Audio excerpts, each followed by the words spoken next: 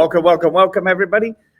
I am Coach Les, and I am here with Mr. Yarwood, and we are about to do session number 38 of Yarwood's Martial. 39. You know, 39. I just want to keep taking numbers away. I don't know. Oh. 39 relationships. Our Relationship. Yes. My relationship to numbers is not great. That's why I have a good bookkeeper and a good accountant. Because I stay away. Relationships are foundational to both life and martial arts, deeply shaping both personal growth, discipline, and fulfillment. We're going to be talking about what are relationships in life, what are relationships in martial arts, and how is it that martial arts can make a difference outside of the studio. That's what we're up to in YMA Chat. Our goal is to provide a resource for people to be able to come and listen to these videos. We've got 39 of them now that all deal with specific topics: integrity, discipline, et cetera, et cetera, et cetera. And today we're going to, as we said, we're going to be talking about relationships, and I'm going to give it over to Mr. Yarwood to kick us off, and then I will jump in. Yep. I think, we're talking about specifically, martial arts and kind of what we do, but relationships, I think, are a requirement for anything that you do. That's how we operate as humans, is to be relational with people. The way we get things done, the way we go through our day, the way we talk, the way we hang out, the way we play, the way we work, everything is directly related to relationships. I mean, you and I are in a BNI networking group, right? And the whole point of that is, sure, we're a bunch of businesses that want to get business from each other and help each other grow. But if we don't talk to each other, don't know each other, don't, help each other, don't have relationships with each other, then it's not going to work. Because if I depend on you to help me grow my business, but I don't ever talk to you, I don't know anything about you, I don't, interact with you, I just expect you to give me something, it ain't going to work, right? So relationships are vital to our existence, I think, because when it comes to martial arts, my goal as the head guy, the one in charge, is to know as much as I can about each one of my students and their families. It's a challenge because as I'm growing, I'm getting more and more students and more families in the door. But I try and interact with all of my students that are there every day, talk to the parents as much as I can, and just get to know them on not just, a superficial level because, I think I'm supposed to, but I really genuinely want to know how my student's day went. When I ask them, how'd your day go? I mean it. I want to know. I'm not just making small talk with them. Or when I talk to parents about, how they're doing, how is their kid doing at home? How's, they had, a soccer game, how their brother doing the soccer game yesterday, those types of things, right? I truly want to know because I care about them. I want to have a relationship with them. And I feel if I really want my school to grow, if I really want to be able to provide the value that I say I provide, I have to know the people I'm providing it to. And I have to know about them. I have to know things, be able to talk to them on more than just, I'm your student's instructor level, right? Yeah. I have, some of the parents in my school I'm friends with, right? Some of my students, like Coach Les here, I'm friends with. It's not just he's my student, I'm his instructor.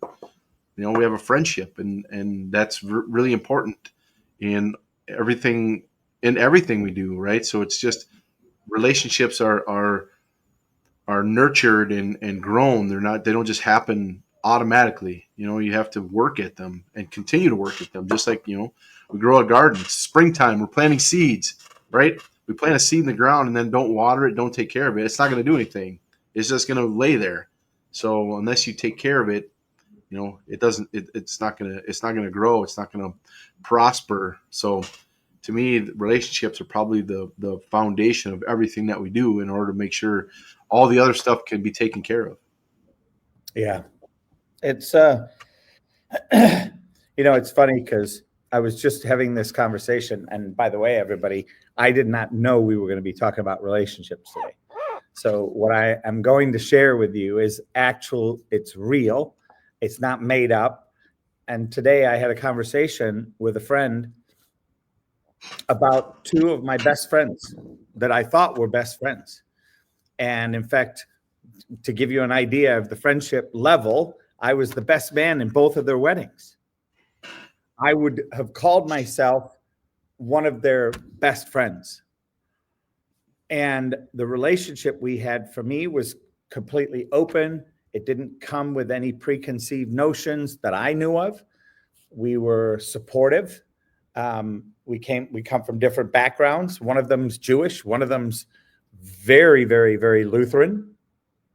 He's a deacon at one of the largest Lutheran churches in the country. He was in their choir.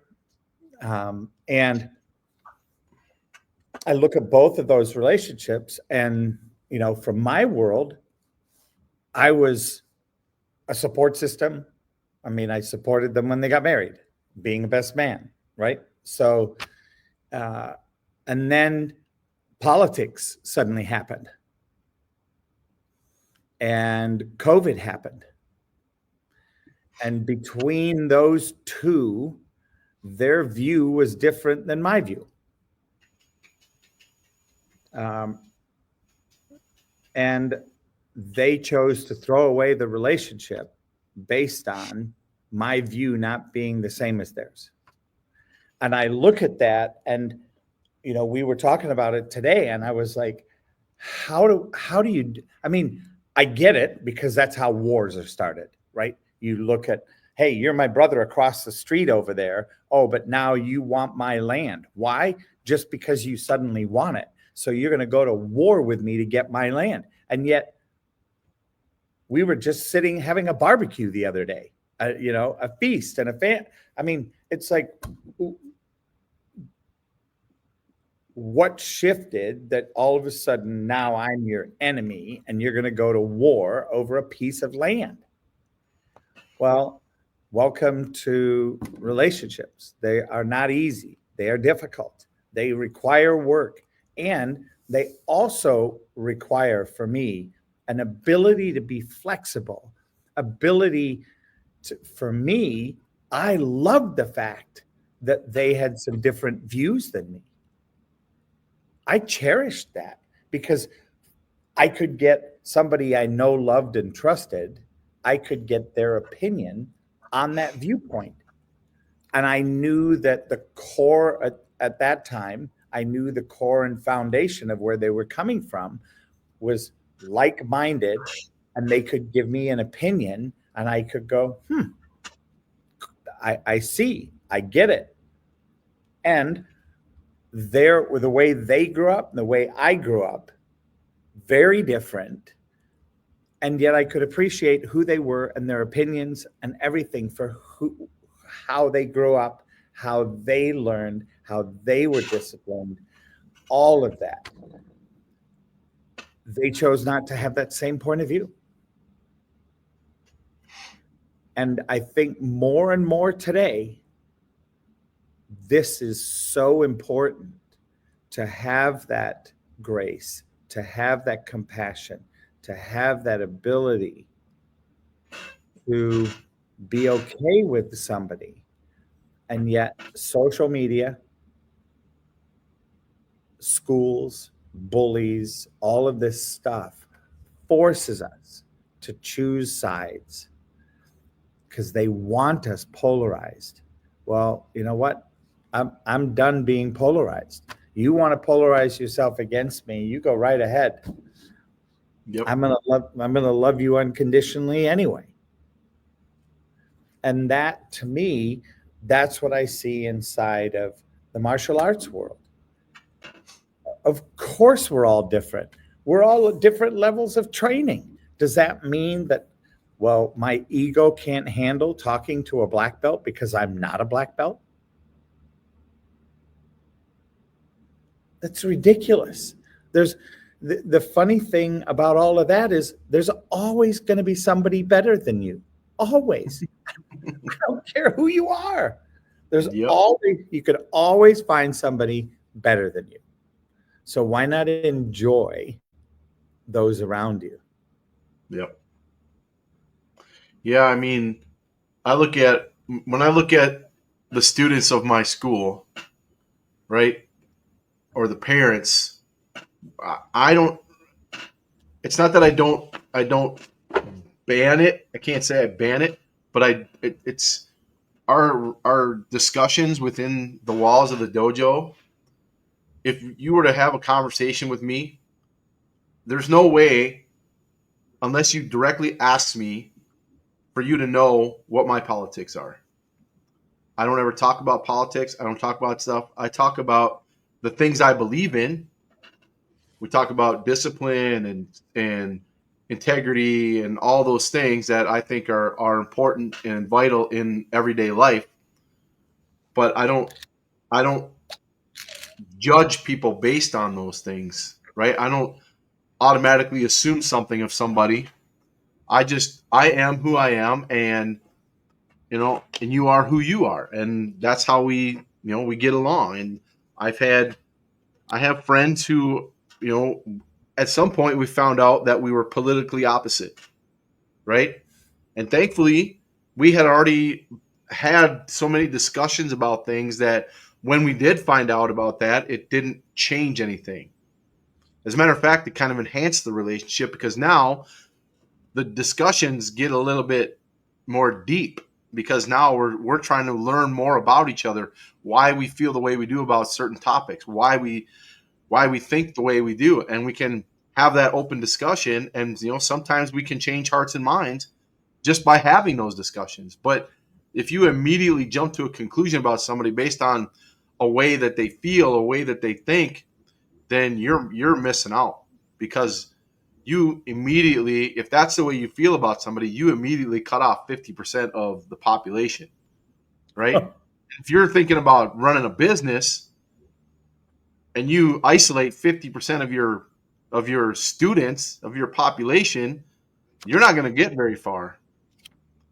So if that's the way you think about things, that I don't always agree with things, that's obvious, right? But I don't put people down based on what they think, what they feel, because that is who they are, right?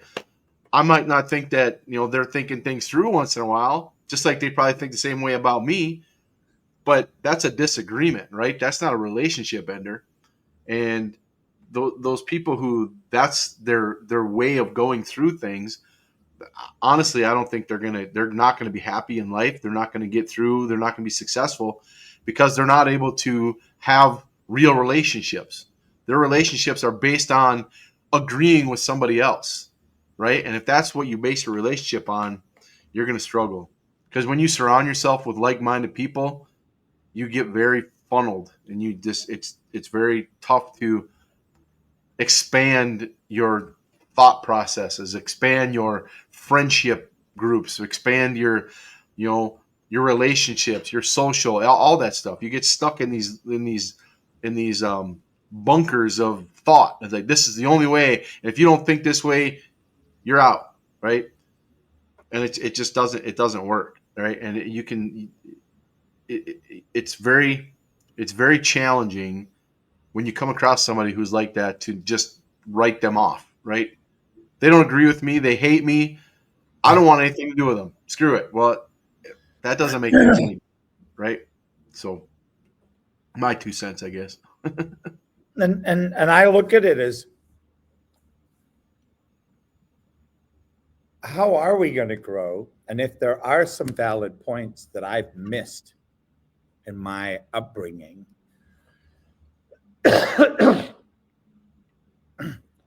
for me to hear those from somebody that I've developed trust with is a wonderful thing. Mm-hmm. Because now I can go, oh, like you said, this is how they came to that point of view from this growth and development from this place. Yep. And you know what? I may not change my point of view to match theirs, and I could transform a little of it. So I could add that to my bucket, which makes me a deeper, rounder individual. Yep.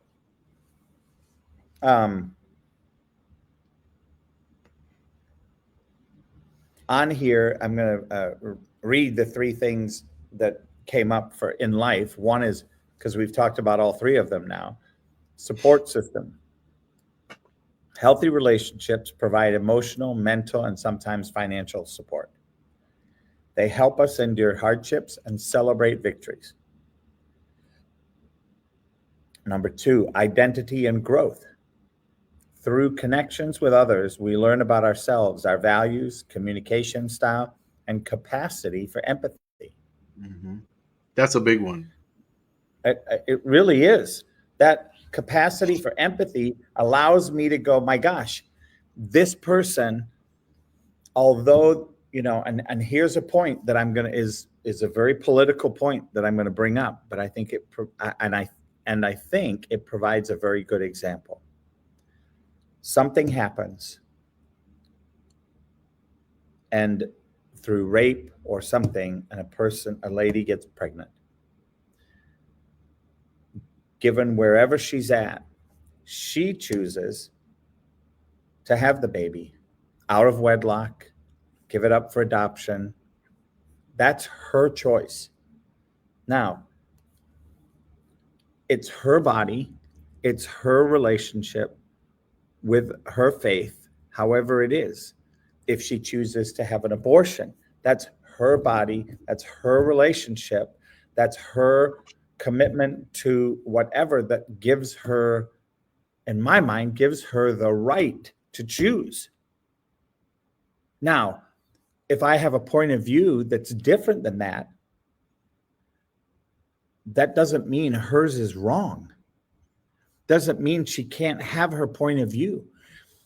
What it does mean for me is, who am I to be mad, hate her, do violence against her because she's choosing what she's choosing that works for her?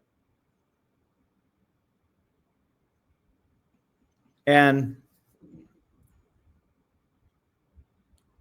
to me, I look at all the political rallies, I look at all of the wars. Every war has been based on religion and politics. Every single war. And Yep. people come to me and say, so Les, are you religious? And I will literally say, the way you're thinking about it right now, I am not. Do I follow the teachings and the path of Christ because I see the value? Yes, I am. Do you want to call me a Christian and put me into that box? Please don't, because there's people in that box that really, I don't agree with them being in the box. Mm-hmm. Because they don't epitomize the values of Christ. Now, does that make them bad people or wrong people? No, it makes them people that have chosen the way they've chosen. Yep. Which isn't my choice. Well, guess what? I could be okay with that. I don't feel offended. I don't feel hurt. I don't feel plowed over. I don't feel encroached upon. It's okay. They can have their point of view. Yep. And the whole thing is, too, if you think about it, do you want them telling you how you're supposed to think, act, feel, right? If you don't like that from them, then you can't be that way towards them. And we can both have our viewpoint and still not force it on each other. That's just how it is.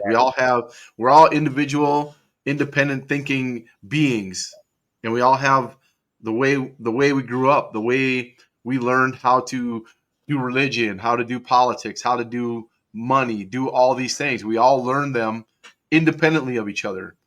So none of us is exactly like the other one. So when you try and fit somebody into a box or into whatever, it's impossible to do, because not everybody and everything and every person thinks like I do. And that's good. I don't want that. That'd be kind of scary if everybody thought that way. One of me is enough. Believe you me, Exactly. That's it's what I've enough. heard from other people too. Like, glad, Mr. Yard, there's only one of you.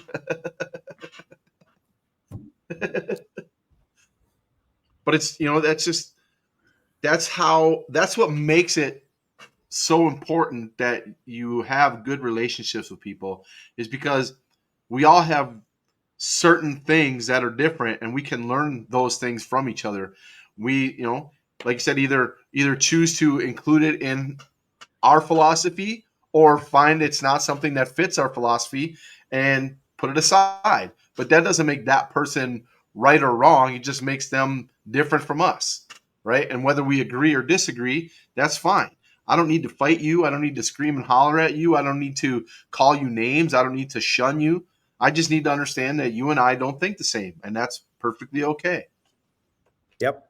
And here we have somebody that's watching us on Facebook, and they just wrote this. Her name is Darlene Eaton, a friend of mine, and she's in response to this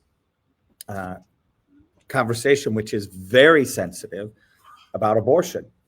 And she starts out with, but if she's young and doesn't know better, or know she has a voice, right? So to me, somebody else is telling her what she has to do, imposing their view on her, i.e. a parent or somebody. She'll live with that forever. Of course, it's a big choice, a very big choice. She had two, and she goes, and Darlene says, don't judge me. And I look at that and go, there's only one judge.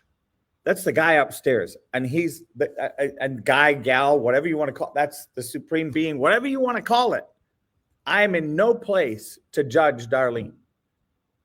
If you ask me my point of view is very simple. She chose, based on everything she was dealing with in that moment, for whatever happened. And it happened. I'm going to support whatever way she wants me to support her. She wished it had never happened, and she's got 4 kids now. She regrets it. I would support her and say, look, you don't need to regret it. Regret does nothing except hold you back. And like she said, the first was in her parents' hands at 15. And then it was probably easy to follow that same path with those same conversations. Now, here's the thing.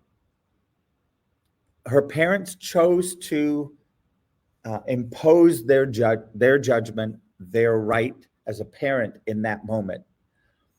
I can guarantee you they also deal with an internal conversation about what happened. Was it the right thing to do? Did they regret it? What if Darlene had never been able to have children after that? Right? We have no idea. And there are so many intangibles. To me, the government or another person doesn't get to say. They have an opinion. And this is what I love about martial arts, right? It's like you can have an opinion. And, I'm going to use something that just happened with us the other day.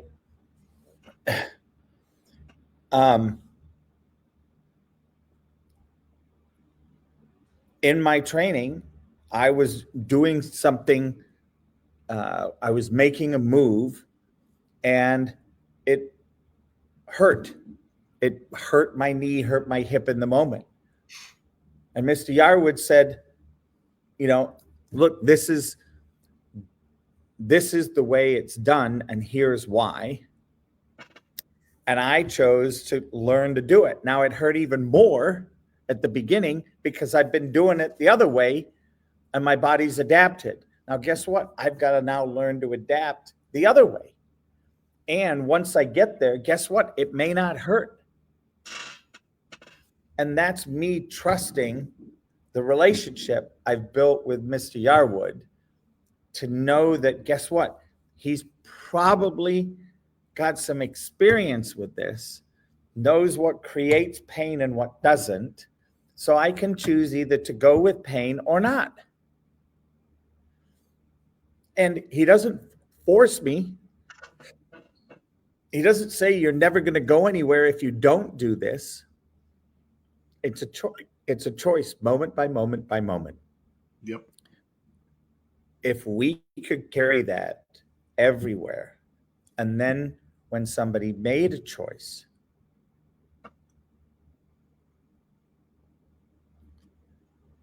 the really cool thing about that is in that moment of choice, I have all my past that I'm choosing through.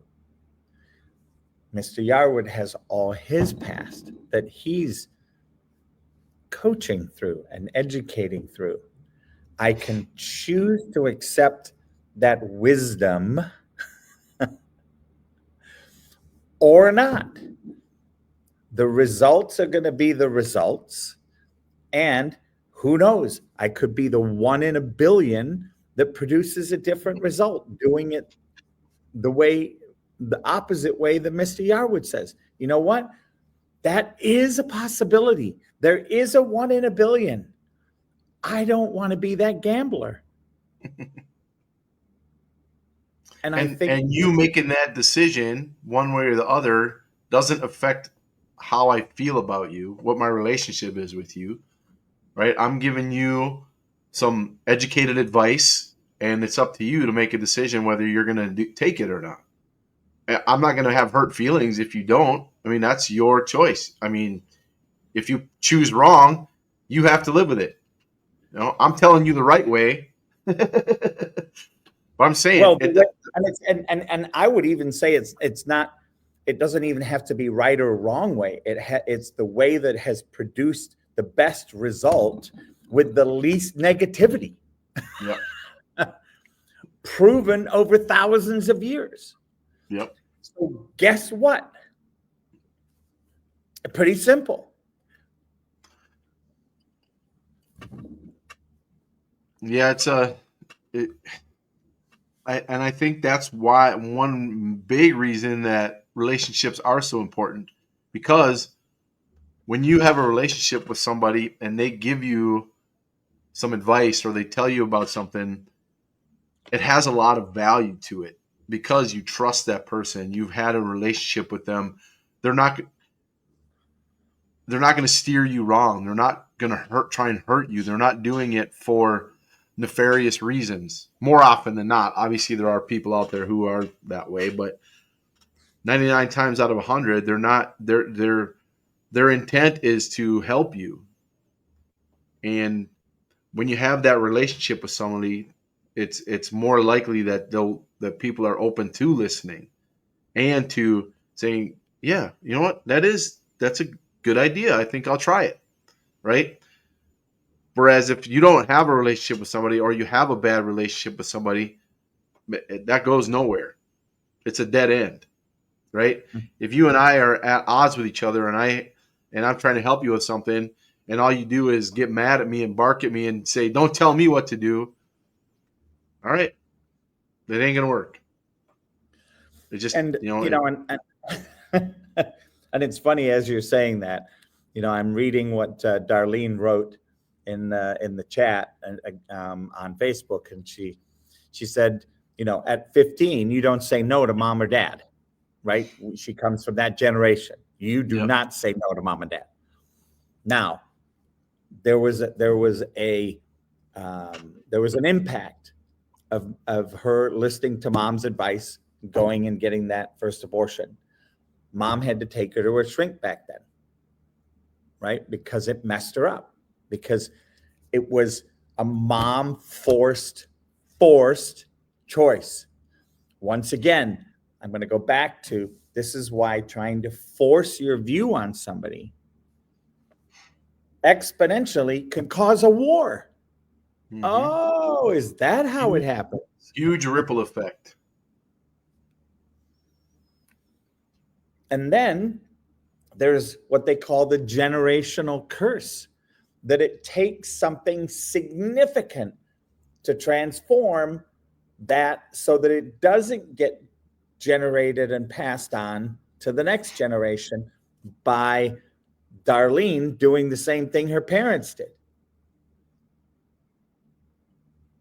Right? And that is part of that becoming self-aware. What's great about that in relationships? The one thing that one of the most powerful is relationship to self. What is that? So in martial arts, the 4 things that we have here, just to make sure that we cover them, because I think they're important. There's the instructor, and we've talked about a lot of these already. I'm just going to give the kind of the formal statement. Number 1, instructor-student bond. This relationship is central. A good instructor guides with authority and care, shaping both skill and character. Now, by the way, this is what parents ought to be doing. The difficulty in today's society, our society is pushing parents to let the government take care, pushing the responsibility onto others, which is the worst possible thing.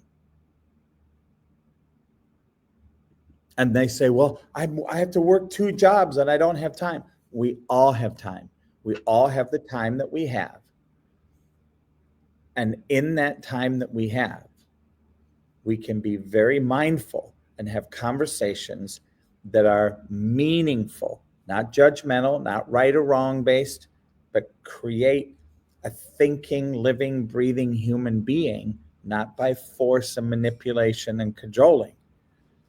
Training, almost like this next one in martial arts, a training partner. Trust is key. Partners help each other grow, stay safe, and push boundaries. They are rivals and allies at once. See, if parents practice this effectively right here, they would see, wow, yeah, I'm lucky. As a parent, there was a born trust there. They were born into it, trusting because I fed them and I clothed them. Now you have to continue to earn that trust as they grow. And some parents go, well, I have a right to just expect it. No, nobody has a right to just expect trust. It's built and maintained day to day to day to day. The dojo school community. A strong community reinforces discipline, accountability, and camaraderie, creating an environment where everyone thrives. I don't care what religious book you read, this right here is a paramount statement. It really is. That's built into our mission and our vision statement as well. It's what we're all about. It is the human condition leveled up.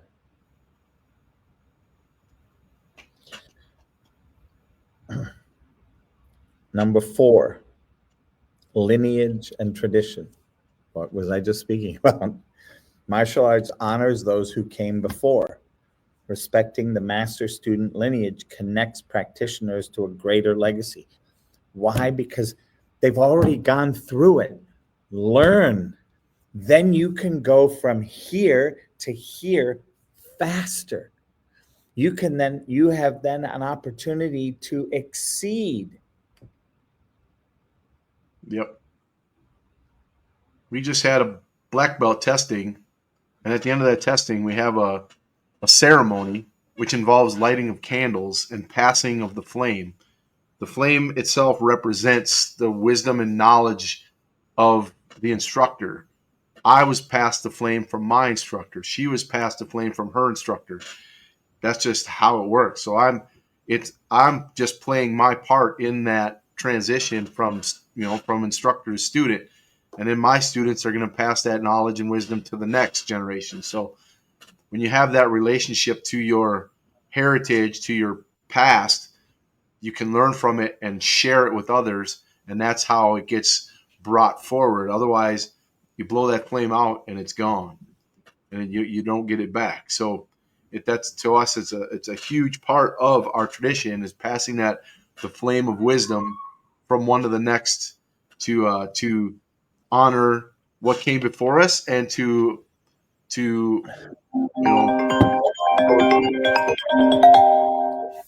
Sorry about that.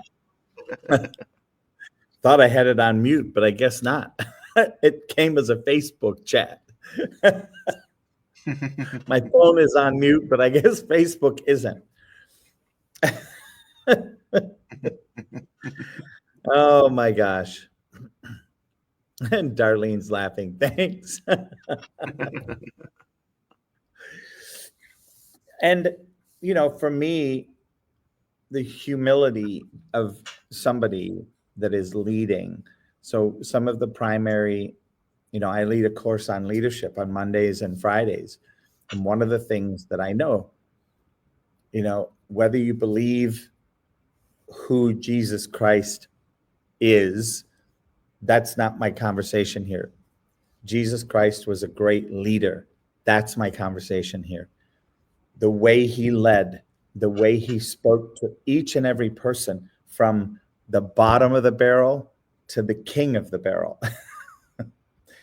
The way he communicated and the way he brought people together are the paramount qualities of a leader.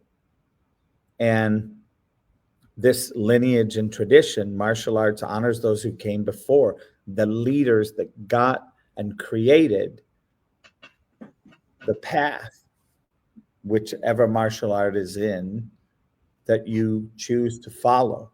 And you'll say, well, Coach Les, there are all these, they keep splintering off, and this person goes left and this person goes right. Which is the one I should follow? Follow the one who resonates with your layer of trust. Follow the one who embodies the characteristics you have chosen to have integrity with. There's no right or wrong answer. There's creating, and then once you've created it, and I'll just throw this in kind of as my closing piece. When I was going through my training as a coach, and I had a very powerful coach at that time, there was a piece of training that happened where I caught him in a mistake. And I was adamant that he own his mistake because I caught it. And I turned into a jerk about it. And finally, he looked at me, and it was one of the most valuable lessons I think I've ever learned. And he said, okay, you're right, and I'm wrong. Now what? I'm coaching you. You've just proved me, your coach, wrong, and that you're right. Now what? You just, quote unquote, killed your coach. Now what? And I looked at that, and for the first time, I saw something newly. And that was, you can be so right that you kill the other person. Not with a weapon or anything. You just kill them off. You kill off the relationship. And was it worth it? He goes, Les, I made a mistake. I get it. I apologize. Now what? And I suddenly realized in that moment that I had to make him the coach that was going to have me win. And the way to do that was to have him win, not be trying to have him lose. Yeah. Yep. And it was probably one of the most transformational things, because it happens today. For those of you that are married, you'll know this instantly, especially guys that are listening to this. you can be right about something and your wife be wrong about something, and you can be so right about it that your relationship blows up. Is it worth being that right, or could you have grace?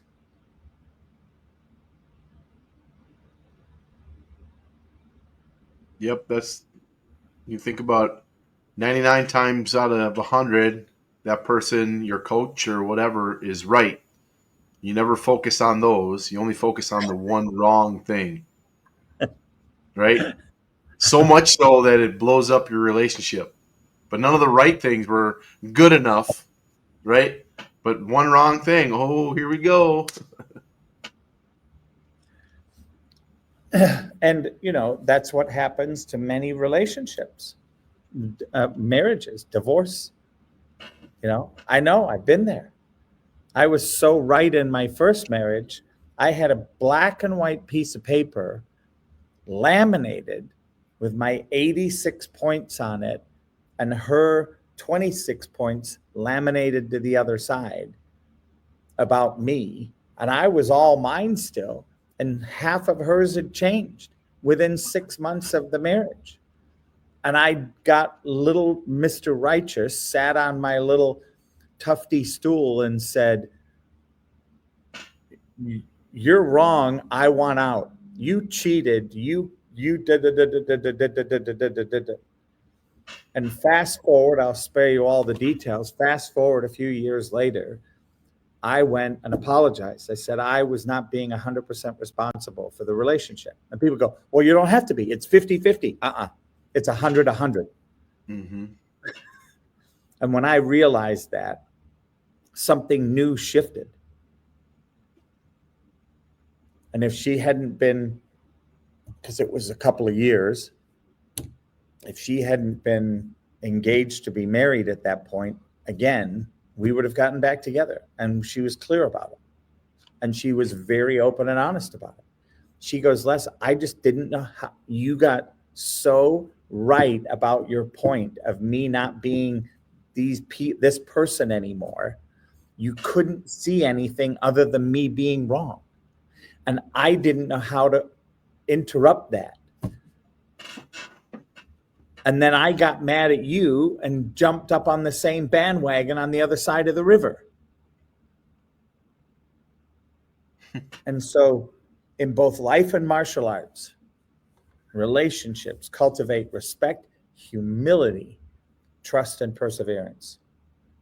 These are core traits that lead to mastery of self and connection with others. If you are someone that is looking to understand this, get into a martial art. Definitely. I'm not here. Yeah, I'm not here to tell you which one. Somebody might like Tai Chi because it's flowing in energy. Others might like kickboxing because it's a lot of kicking and punching. Others might love Taekwondo. Others might like Kung Fu. There's hundreds. The core principles are the core principles. Get off your butt, get involved, and figure it out and see the difference it'll make. Over to you, Mr. Yarwood. Yeah, cultivate your relationships. Make sure that they're strong. Water them. Tend to them. Give to them. Give of them. And grow them, because without them, you're not going to go anywhere. You're going to be miserable. Yeah. Well, awesome. Well, thank you so much, Mr. Yarwood. Great topic today. Thank you. And Darlene, thank you for all the comments. Really do appreciate the interaction. And with that, I'm going to do a little quick outro for us. And we'll be back See you on here the next. mats. See you on the mats.